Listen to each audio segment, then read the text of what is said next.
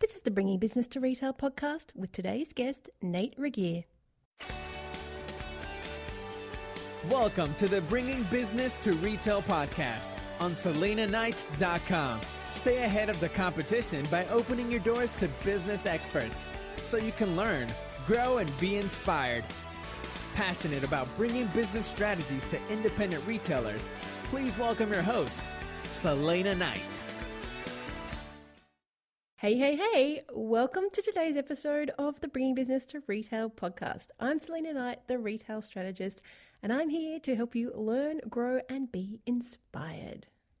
I thought I'd mix up my intro a little bit today with a bit of a hey, rather than a hey there. What did you think about it? Something a little bit different, because different is better than better. And who doesn't want to be different? Different is what helps us stand out in the crowd. I think you're going to love today's episode. I started off talking with Nate about conflict and this whole concept that conflict can be positive. And you'll hear I really get tongue-tied and my brain was really struggling to process how conflict can be positive. But Nate jumps into that. But I think what you're going to love even more is in the second half of the interview, Nate does some role playing with me and I take on the role of angry customer who wants a refund for my shirt that doesn't fit for my daughter. And he gives some fantastic advice on how to deal with customers. And I guess even you could even employ this with your staff, but how to deal with customers, to use his three little strategies, his three little points to change the situation dramatically. And I just was absolutely amazed that he used his little system to contact a customer who gave him negative feedback and ended up getting a consulting job out of it. So it just goes to show that it isn't impossible to turn around those angry customers. In fact, you can turn them into advocates and raving fans if you just put Nate's system into place. Now, before we jump into Nate's strategies, this podcast episode is brought to you by my brand new free Retail Breakthrough series. It is a series of 3 Facebook Lives that I'll be hosting. It will show you how to overcome the top 3 obstacles that retailers have when it comes to scaling their retail business. But here's the catch. It is only around for the next 2 weeks. Next Tuesday, if you're in Australia, or Monday, if you are in the US, I'm going to be doing a little ditty, a little Facebook Live about the number 1 way that you can put a cash injection in your retail store by the end of the week. Yes, I'm going to share with you exactly what you need to do in order to give yourself a great big cash injection in just 7 days.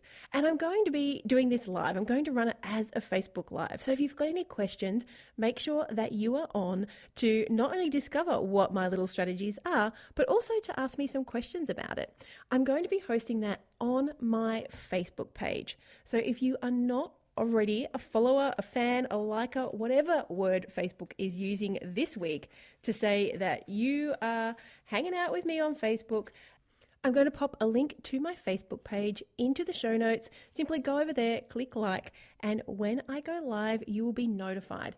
But if you like to be prepared, I'll let you know right now that I'm going to be hosting it at 8 p.m. Eastern or 5 p.m. Pacific on Monday the 7th, which is exactly the same time as 10 a.m.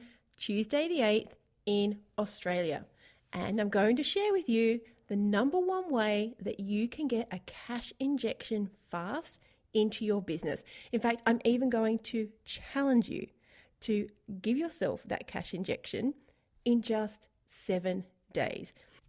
Now, this Facebook Live is part 1 of my Retail Breakthrough series, a series of free masterclasses held live that will show you how to scale your retail business. And in each of those 3 videos, I'll be addressing the top 3 obstacles that retailers have when it comes to scaling their retail business. I'm going to be dedicating 1 Facebook Live to each of those 3 hurdles.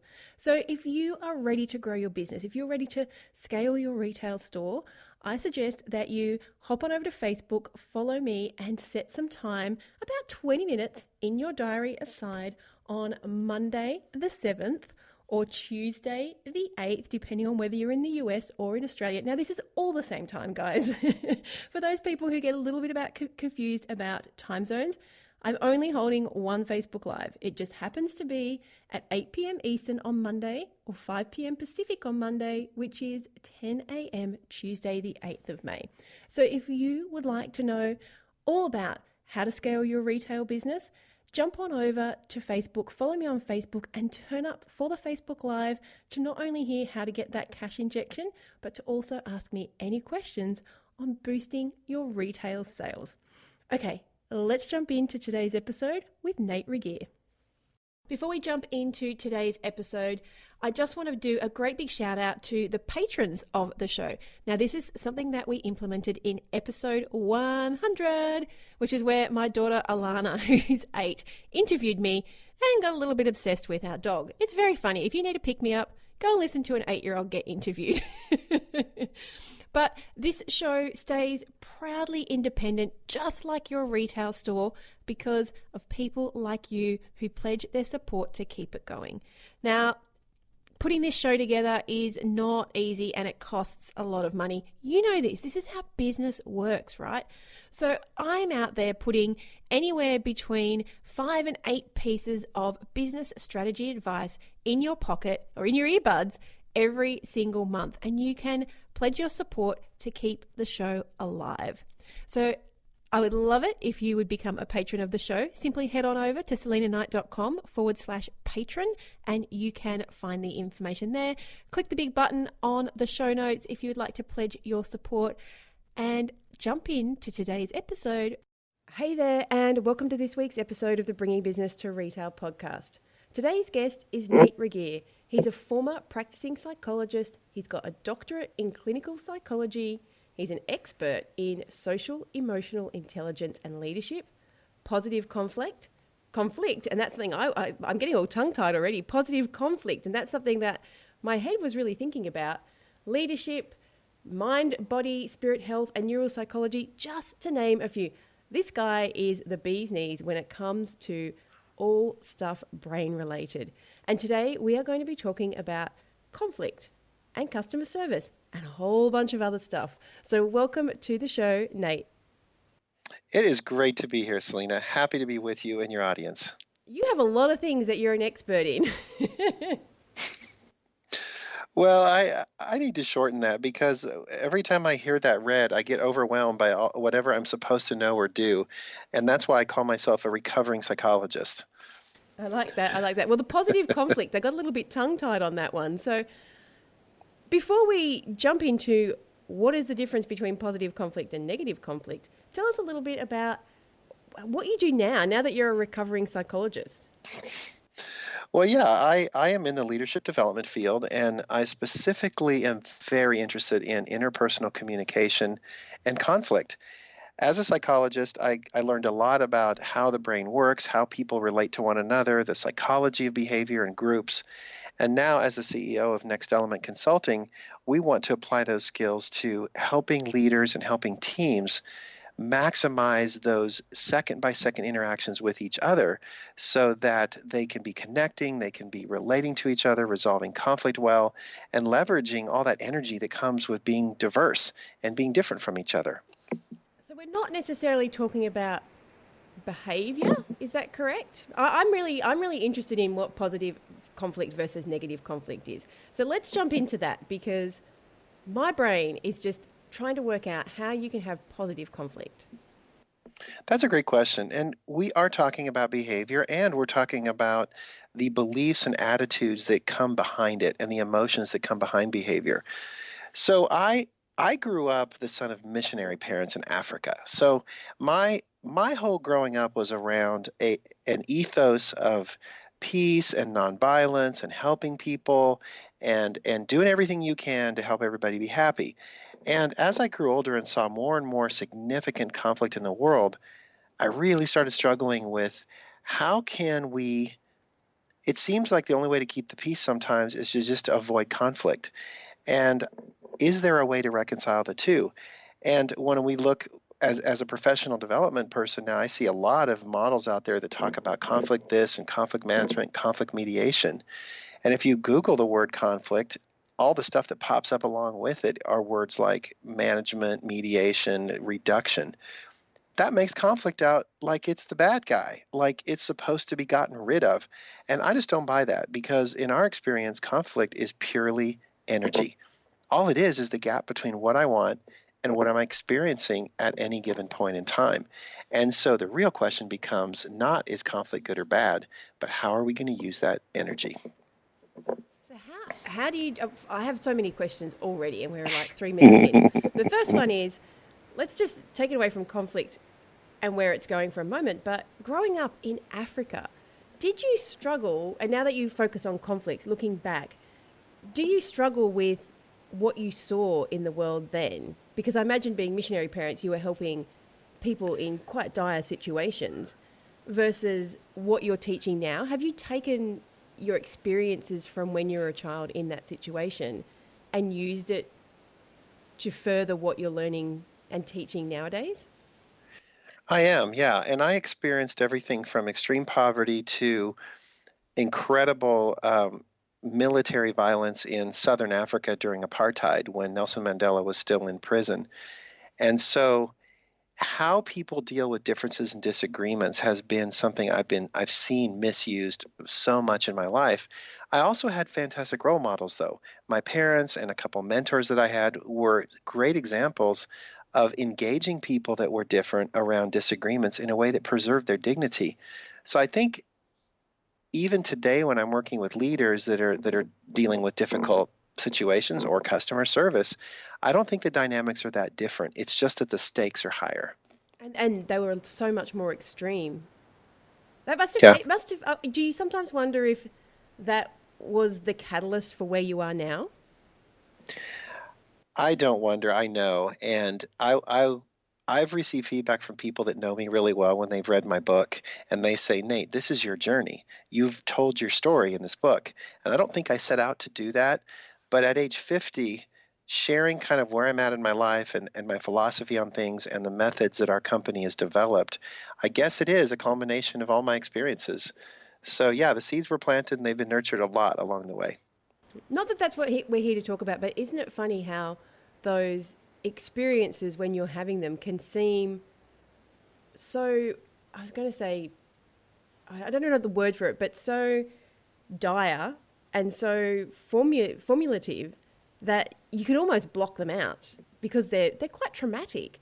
But yet all these years later, it put you on the path to doing what you do now and helping people with this unhealthy conflict versus healthy conflict, which is where we're going. So let's get back into that conversation. You said conflict is just energy, and energy moves. So how do you know whether it's unhealthy or healthy or positive? And how do you change it around so that it is positive? Great question. And that is the question. And to answer that, we did a lot of research into the concept of drama. And there's a lot of great work that's been done in drama. And one of them is by a researcher called by the name of Dr. Stephen Cartman. He developed a model called the drama triangle. And it outlines three roles that people play when we fall into behaviors that are unhealthy. And each of these roles, what they all share in common is that they're using the energy of this gap, this conflict energy, to feel justified about their own negative behavior. That's the only outcome. And so, for example, the persecutor role in the drama triangle believes I'm okay and you're not because you're lazy, you're stupid, you're uncommitted, you're late, whatever. And so their attitude allows them to mistreat people because they're okay and other people are not okay. The victim role, on the other hand, takes just the opposite view, and they assume, oh, I'm not okay and everybody else is okay. So that makes it okay for everyone to mistreat me, and I won't speak up or set boundaries or take care of myself. And then the third role is the rescuer, and they make a living off of helping everyone except themselves. And so they think that God appointed them the expert on everyone else's life and problems. And they thrive off of giving unsolicited advice and acting like they know what's best for everyone else. And so all three of these roles play off each other in drama, and all of them are simply misguided attempts to close the gap between what we're experiencing and what we want. And the reason it is such an energy vampire and so draining for companies and for relationships is that all of our mental energy is being spent trying to feel justified instead of trying to produce anything constructive. So the one statement, if people ask me, how do I know I'm in drama? Here's how you know. If you're looking for a reason to say, see, I was you're right. you're in you're in drama. Yeah, and every single role wants to say it. The victim wants to say, see, I knew nobody cared about me. See, I always lose. The persecutor wants to say, see, you can't trust people. See, I knew you'd never amount to anything. And then the rescuer wants to say, see how much you appreciate my help. See how smart I am. See how much you need me. That's That's interesting. drama. So how do you turn this into a positive? Because I'm just really struggling with this concept because, like you said earlier on, the word conflict has always been associated with negative experiences and negative situations. So how can you turn this to be positive? Well, what you said about negative associations is the first step because I'm just like you. And most people have had very negative associations with conflict because we've experienced people playing one of those drama roles in our life, and it never turns out well. So, why would we think drama or conflict is a good thing? And so, the first step is to reframe conflict as energy and realize that it has incredible potential to do something. And then the second thing is to defeat these myths that conflict is bad or that people get hurt. And the only way we can do that is to start is why we have gone back to the word compassion, because the word compassion is doesn't just mean my heart goes out to you. I care so much. I want to help you. I'm going to like your cause on Facebook and I'm going to send money to starving children in Africa. That's not compassion. Compassion comes from the Latin root that means co-suffer. Com means with, and passion means to suffer or to struggle. So compassion means to suffer or struggle with, whereas drama means to struggle against. And so now we really see what's going on here is the struggle. It's all about the struggle. The question is, are we going to do it against or are we going to do it with? So the first attitude shift is, do I want to struggle against this person to feel justified, or do I want to struggle with them to create something amazing? So are you saying that you have to change your mentality to more of what I guess we've learnt to be like a win-win situation, and you almost have to give in, or you have to see it from their point of view and try and come to an agreement where you're both happy with the outcome? I'm Well, curious it's what you not do. a yeah, and the outcome is not necessarily the outcome is not necessarily absence of conflict. So there's three key strategies, and they have to do with this model we call the compassion cycle. And we can't do this compassion thing without practicing three new skills. The first one is openness, the second one is resourcefulness, and the third one is persistence. So if we want to transform the way we do conflict, the first thing we have to do is get open. And open means being transparently courageous. It means being honest about your feelings, being honest about your motives. Because how many people in conflict immediately start to shut down, shut up, withhold information, don't tell the truth, and they don't reveal their motives because they feel like that would somehow open them up to getting hurt. And so it's very counterintuitive, but the very first thing to do is get open, get vulnerable, because that sends the message to the other person. Nobody's going to get hurt here, and my intentions are not to hurt you. Resourcefulness then is about creative problem solving, and only when we are open do we learn about what's really going on and what we really need and really want, so that when we get to resourcefulness, we can get creative about getting all the resources out on the table and working together towards a shared solution. The persistence then is critical because we have to figure out what are our boundaries, what are our non-negotiables, what is this really about at a level of kind of principles. And once we can talk about those things, we can see what it is we're really striving for and what we're trying to honor through our behavior. And so when we practice open, resourceful, persistent problem solving with people in conflict, we get the real stuff out on the table, we feel safe working with each other, and then we honor what matters most instead of all of the junk that we throw on the table in drama. Okay, let's give us some examples. I think the easiest way to get retailers to think about how this would work in their business is to put it into, say, the customer service role. And I know that I read your story on your blog about your customer service issue that you had quite some Yeah. time ago. But if you can share it with us, just so we can relate, because when I read it, I was thinking, even your situation was a lot more stressful than mine. But even just recently, I went to the store, and I went to a store in America, and of course, you don't know where anything is because all the brands are different. And I remember asking, where was peanut butter or something like that. And she said it's in that aisle. I didn't even know what aisle I was in. I didn't know if the aisle was left or it was right. Was it on when I got to the aisle? Was it going to be at the top or at the bottom? And so I was actually more overwhelmed with her telling me that it was in an aisle. And it's like, now I have to figure out how to get there. So Yeah, how about you share I your will. story? And I'll share that. I was going to say, and just tell us where the conflict is in that and how you think that could maybe have been changed so that it was a much more peaceful outcome. I will. I'll share the story, and it's a pretty significant situation. But after I share the story, I will draw parallels because we experience the same dynamics every day when we're trying to interact with as customers, trying to interact with people who have something for us. So the story begins. I was just married, and we were living near Seattle, Washington. My wife and I, Julie, and our first daughter had just been born. Her name was Lauren, and this was in.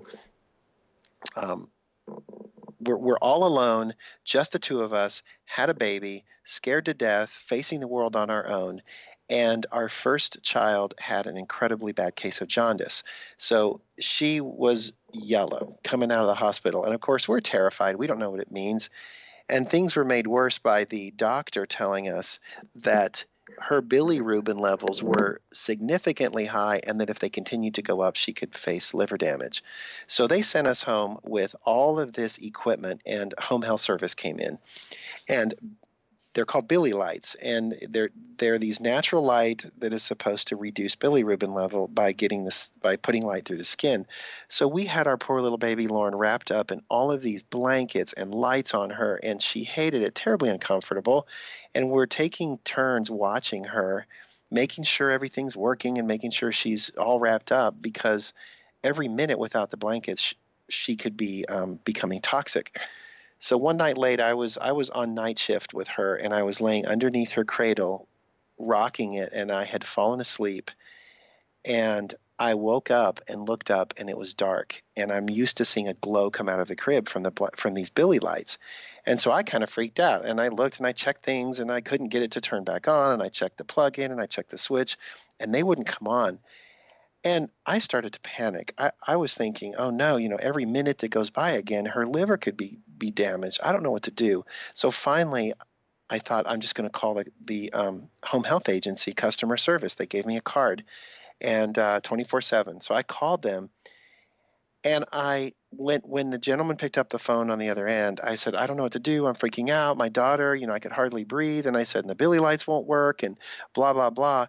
And when I stopped to take a breath, here's what I heard on the other end. He said, sir, is the machine plugged in? Oh, don't we hate that question? Oh my gosh, I could have crawled through the phone line and strangled this person. And I harbored that resentment for 21 years before I wrote this blog that you read. And when I was writing the article, I finally realized I can't blame him. He's just doing what every good customer service person is supposed to do. He has a list of statistically the most common problems. What is the solution? And he's just working his list. He's just doing what anyone is supposed to do and try to help solve the problem. But here's the problem. he was not solving the real problem. The real problem was my emotional distress, and I was scared to death. The real problem wasn't the technical issues with the Billy lights. It was the gap that was caused between what I wanted and what I was experiencing. And so he made what I believe is the cardinal sin of customer service, which is you start at resourcefulness by trying to solve a problem without starting at openness and getting real about the emotions involved. And so I was very angry with him. I couldn't hear him. I thought he didn't want to help me. And so his ability to help me problem solve was greatly reduced. My ability to be a helpful person on the other end of the line was greatly reduced.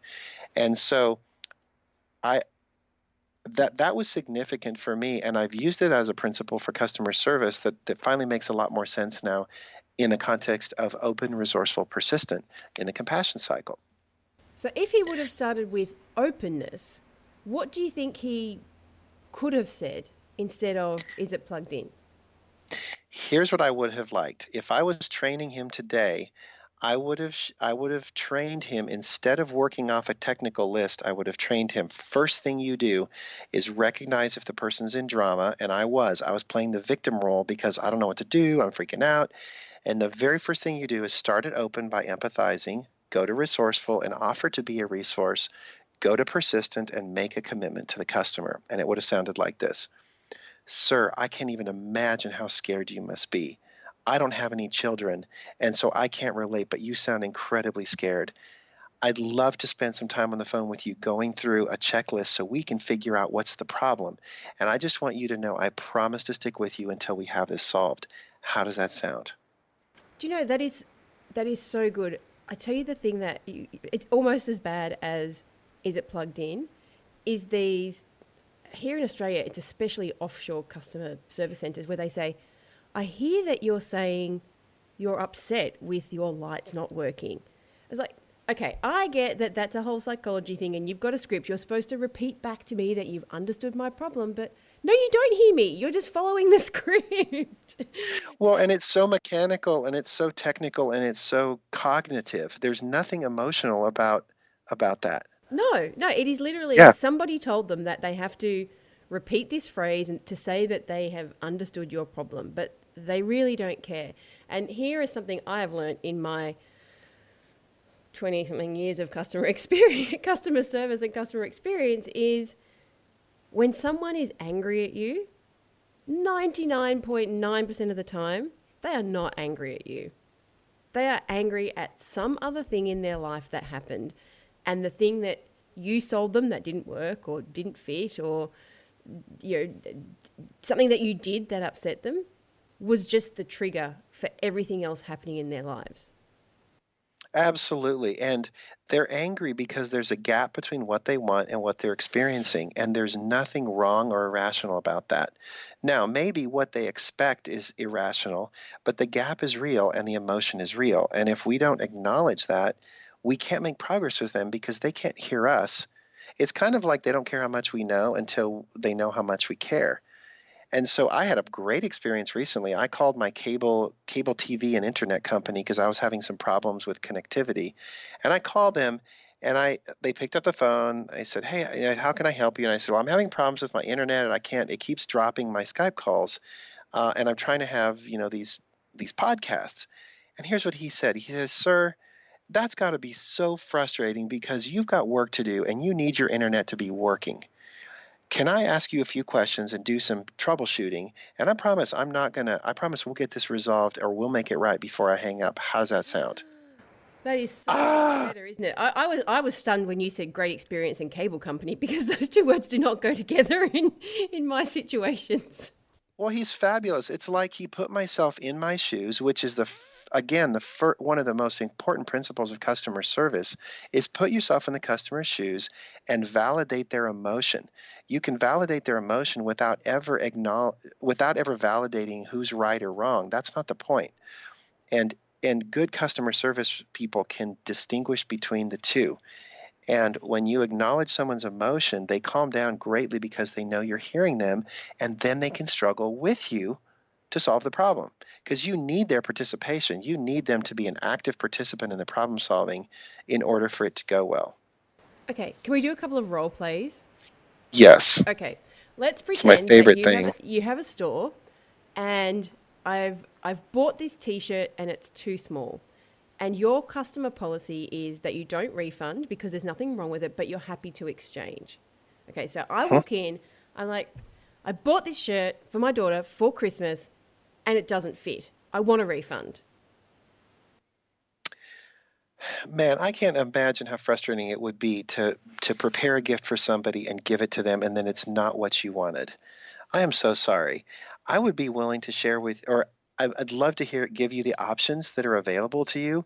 One thing I do have to let you know is our policy does not allow for refunds, but it does allow for exchanges. And I'm willing to do whatever else I can within those boundaries to make it right. How does that sound? I want my money back. I can tell how upset and angry you are, and I would be too, because I'd want to make things right. Is there anything else I should know about the situation um, that would help us resolve it? No, I just bought this shirt and she tried it on, it doesn't fit. Here's now where, as a customer service person, I'm getting uncomfortable because Yeah, I feel trapped, right? yeah. Because I'm in a situation where I'm not in charge of the policy and I can't make it right in the way you want to.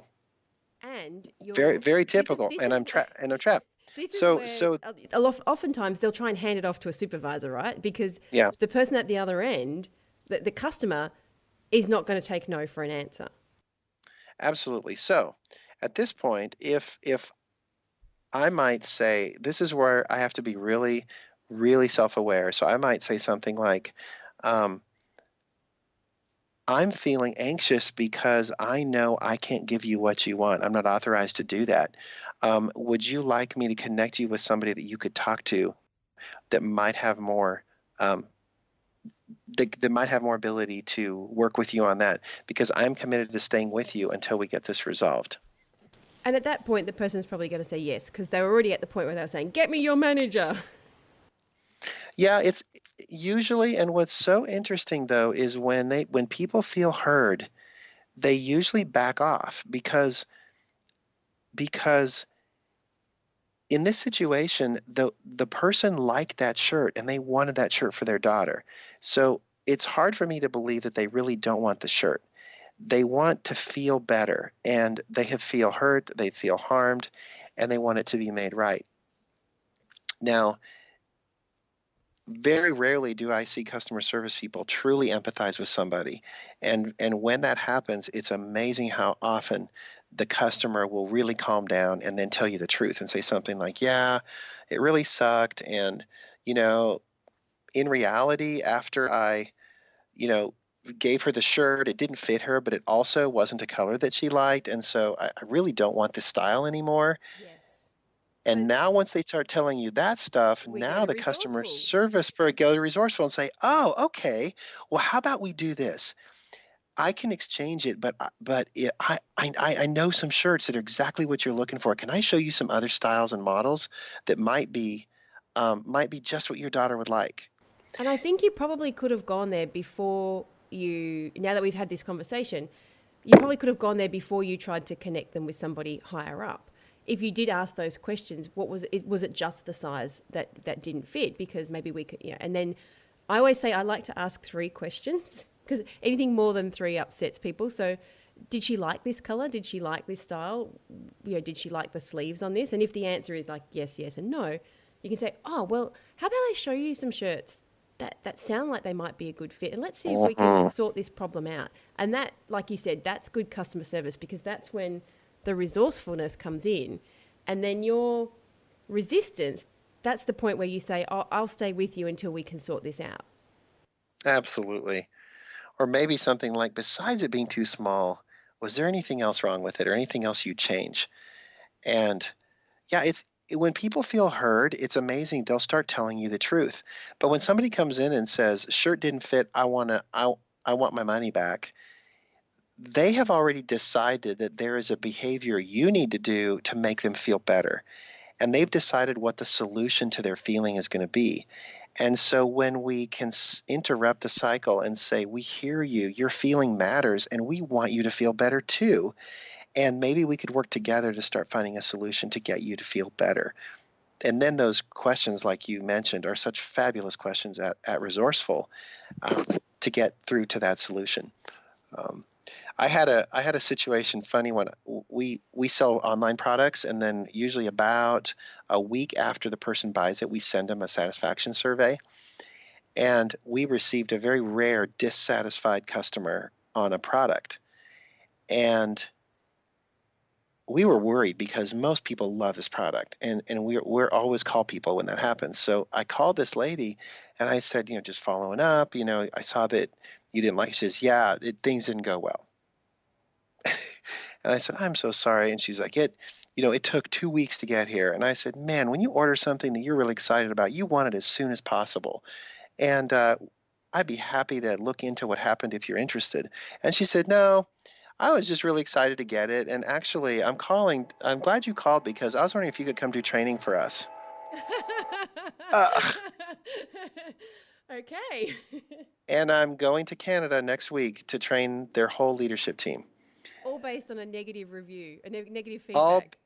All based on negative feedback. And all she wanted was someone to say, man, I know how excited you were, and it stinks when you have to wait a long time for something that's really awesome. I think that tip, that was something that we always did in our store as well, is when people leave a review, we made sure that they had to leave at least a first name. And you could usually go back through your orders and find the person who bought the thing. It was a pink unicorn shirt and someone called Jane bought it. And that was our job, was we would have to call that person and say, hey, we saw that you posted a negative review. We're happy to leave it there, but we don't want you to be unhappy. So can you tell us a little bit about what the problem was? And you know what? That thing about postage, especially here in Australia, is probably the number one complaint because it's something you don't have control over. You can't make the postal service deliver it in the time frame that they said they were going to deliver it. And that can be the situation that ruins it, just exactly like your negative feedback. And sometimes just picking up the phone and saying exactly what you just said. Oh, I know how excited I get when I order something, and it's so frustrating when it takes forever to get there. We don't have control over Australia Post, but we'll certainly make sure that we put a complaint in or submit a ticket to make sure that Australia Post are aware that this happened, because we know, especially my local post guy, he's not very good at delivering stuff. And so you have to put those tickets in. So I think when you explain that you're prepared to do something about it as much as you can to your abilities, like you said, they just kind of go, yeah, well, the actual thing is great. I just didn't like the fact it took 2 weeks to get here. Well, and I love what you identified. I think there's a lot of situations in customer service where there's something out of both parties' control that is maybe the problem. So instead of saying, hey, that's not my problem, I'm not in charge of post, so don't look at us, don't complain to me about it, what if instead we partnered to co-struggle to work around this problem? So, what if as a vendor, I said, man, I know, and sometimes it's really hard, and I know the post, we can't control how fast things come.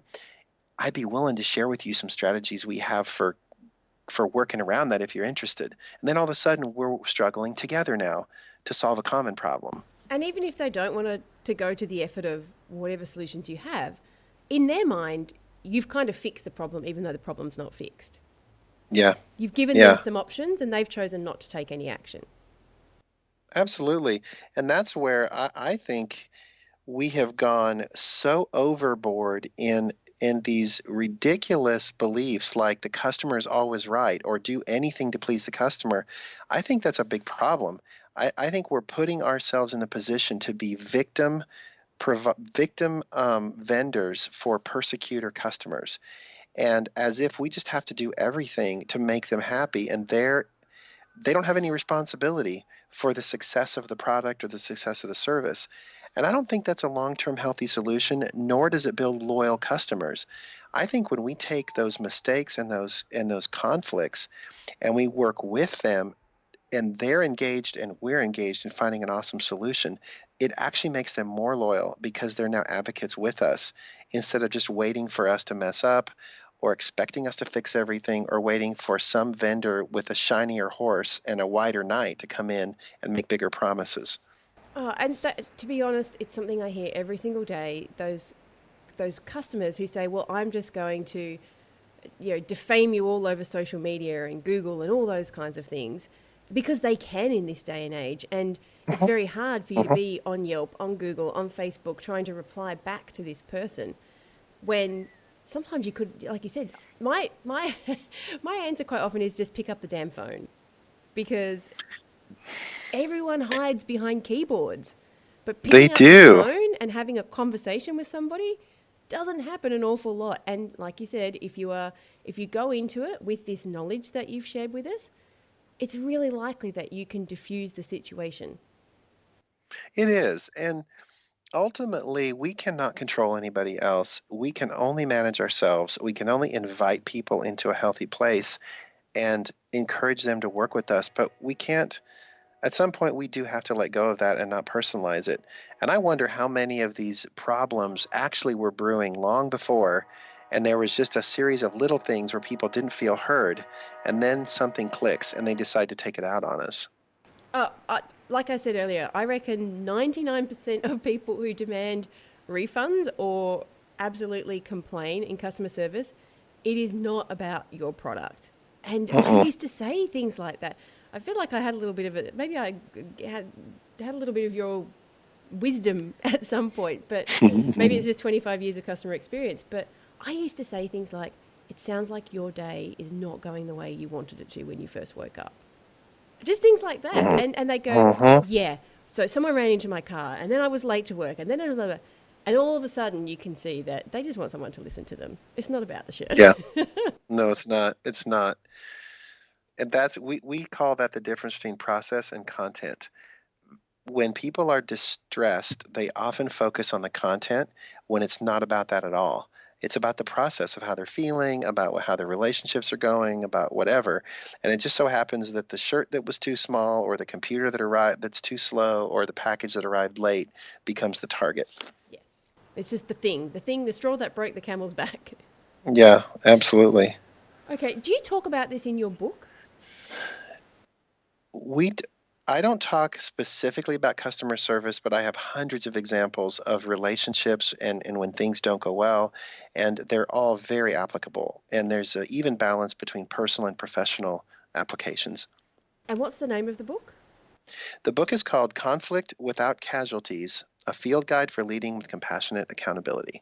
Okay, we'll definitely pop a link to that, because I think, especially in customer service, if you've got examples in your book, even if they aren't customer service relevant, and people can see, how things could have been different or the outcomes could have been changed, I think that is must-have reading for every retailer, probably every business owner actually, but dealing with conflict and trying to diffuse the situation and just understanding those three parts that you were talking about, the openness, the resourcefulness, and the resistance, and knowing those three different roles that people play, the persecutor, the victim, and the rescuer. I think that will bring people around and make them make better decisions when they're in those drama moments. It will, and the book has so many examples of our own experience in a role of a service provider and experiences we've had with customers and how we have negotiated that conflict. So I guess you could say, yeah, there are lots of customer service examples in there. That's fabulous. Yeah. I think we're going to leave it there so that people can process. I don't want to overwhelm everybody with that, processing that example with the refund and how they could do things differently and even manage their teams differently when these sort of situations arise. So if people would like to read, I know you've got quite a lot of information on your website. If people would like to read more or even grab the book, where can we find you? We are at next-element.com, and everything is available there. You can look me up on LinkedIn or follow Twitter me at NextNate, or look up Next Element on Facebook. But if you look up Next Element Consulting, it will come up right up there on Google. Fantastic. We'll make sure we put the links to those in the show notes.